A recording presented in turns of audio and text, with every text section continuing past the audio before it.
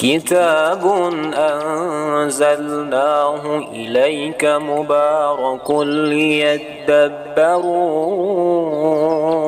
آياته وليتذكر أولو الألباب.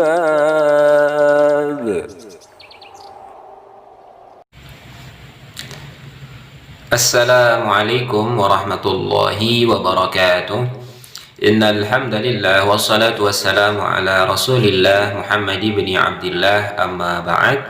Sabahal khair, selamat pagi. Apa kabar teman-teman yang salih salihah, siswa-siswi kelas 3 Zubair bin Awam SDT Mutiara Baru? Semoga hari ini anak-anakku yang salih salihah senantiasa dalam keadaan sehat dalam naungan kasih sayang Allah Subhanahu wa Ta'ala, serta tidak lupa kepada ayah dan bunda yang selama ini sudah mendampingi putra-putrinya belajar di rumah. Semoga Allah Subhanahu wa Ta'ala memberikan pahala yang adha'afah berlipat ganda, amin ya rabbal alamin. Dan untuk siapapun yang menyaksikan video ini, semoga kita semua dalam keadaan baik dalam naungan kasih sayang Allah Subhanahu wa Ta'ala.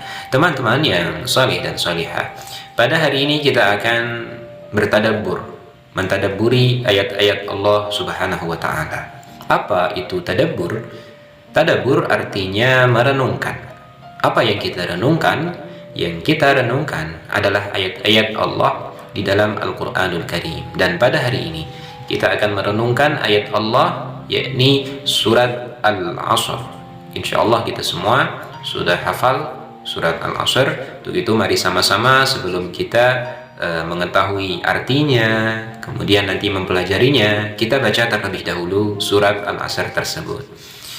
Bismillahirrahmanirrahim. Wal 'asr innal insana lafi khusr illa alladhina amanu wa 'amilus salihati wa tawasaw bil haqqi wa tawasaw bis sabr. Sadaqallahul azim. Nah, surat Al-Asr ya, terdiri dari 3 ayat ya. Nah, pada surat Al-Asr ini kita coba renungkan ya, apa sih isi dari surat Al-Asr itu, teman-teman? Arti dari surat Al-Asr, demi masa atau demi waktu, kata Allah, sesungguhnya manusia berada dalam kerugian kecuali orang-orang yang beriman, beramal saleh, saling mewasiatkan dalam perkara atau sesuatu yang hak, yang benar, dan saling mewasiatkan dalam kesabaran. Nah, jadi teman-teman, dari arti yang terkandung di dalam surat Al-Asr ini, maka kita bisa menyimpulkan, kita bisa mengambil pelajaran bahwa orang-orang yang tidak merugi, yaitu pertama adalah orang yang beriman ya. Orang yang beriman maka dia tidak akan merugi dalam hidupnya, baik hidup di dunia maupun di akhirat ya. Iman itu apa? Iman itu artinya percaya. Percaya kepada apa? Percaya kepada 6 hal yang kita sebut sebagai rukun iman. Semuanya sudah hafal rukun iman? Nah, sebagai orang Islam kita harus percaya dengan 6 hal, yang 6 hal tersebut adalah rukun iman. 6 hal tersebut adalah iman kepada Allah, iman kepada malaikat, iman kepada utusan Allah, iman kepada kitab-kitab Allah, iman kepada hari akhir, kemudian iman kepada qada dan qadar. Itulah rukun iman, terdiri dari 6 perkara. Nah, orang yang percaya dengan 6 hal tersebut, maka hidupnya di dunia maupun di akhirat tidak akan merugi. Nah, itu pertama. Jadi, orang yang tidak merugi adalah yang beriman.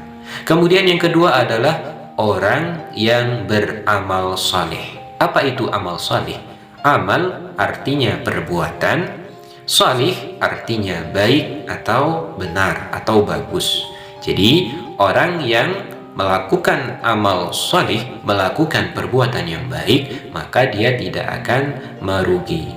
Apa contoh-contoh amal baik? Apa contoh-contoh amal soleh? Kita melaksanakan sholat, mengaji, membaca Al-Quran, belajar, berbuat baik kepada orang tua, mentaati perintah orang tua, menyingkirkan kotoran di jalan, itu juga amal soleh, ya. Bahkan itu menjadi sedekah, ya.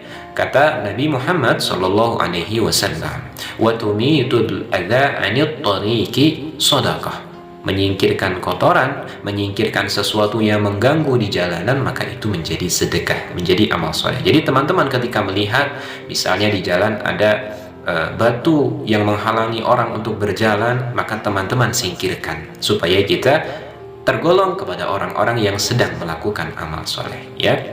Oke, itu yang kedua. Jadi Bapak ulang bahwa orang-orang itu, manusia itu tidak akan merugi kalau dia pertama apa? Beriman. Kemudian kedua adalah beramal soleh, melakukan kebaikan. Ketiga, mewasiatkan dalam kebenaran. Maksudnya adalah saling menasehati. Ya, jadi teman-teman harus berusaha menjadi orang yang selalu memberikan nasihat kebaikan kepada orang lain. Kemudian yang keempat adalah menasehati dalam kesabaran. Nah, jadi itu 4 hal yang membuat kita tidak merugi di dunia dan tidak merugi di akhirat. Apa 4 hal tersebut?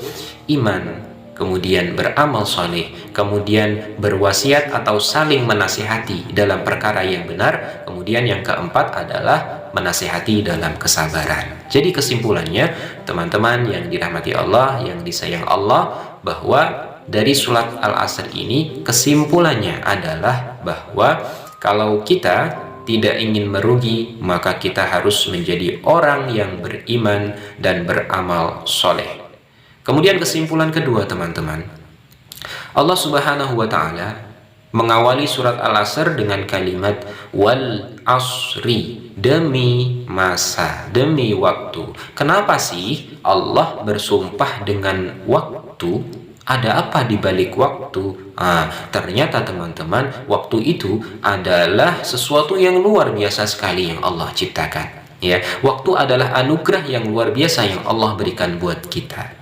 Waktu, kalau kita bisa memanfaatkannya dengan baik, maka kita tidak menjadi orang yang merugi. Tapi sebaliknya, waktu kita kalau tidak kita manfaatkan, maka kita menjadi orang yang merugi. Ya, maka semoga kita bisa memanfaatkan waktu yang Allah berikan ini. Baiklah, demikian tadabbur kita. Semoga membawa manfaat untuk Bapak, untuk kita semua, dan semoga bisa kita lakukan, kita amalkan dalam kehidupan kita. Amin ya rabbal alamin. Subhanakallahumma wa bihamdika asyhadu an la ilaha illa anta astaghfiruka wa atubu ilaik. Wassalamualaikum warahmatullahi wabarakatuh.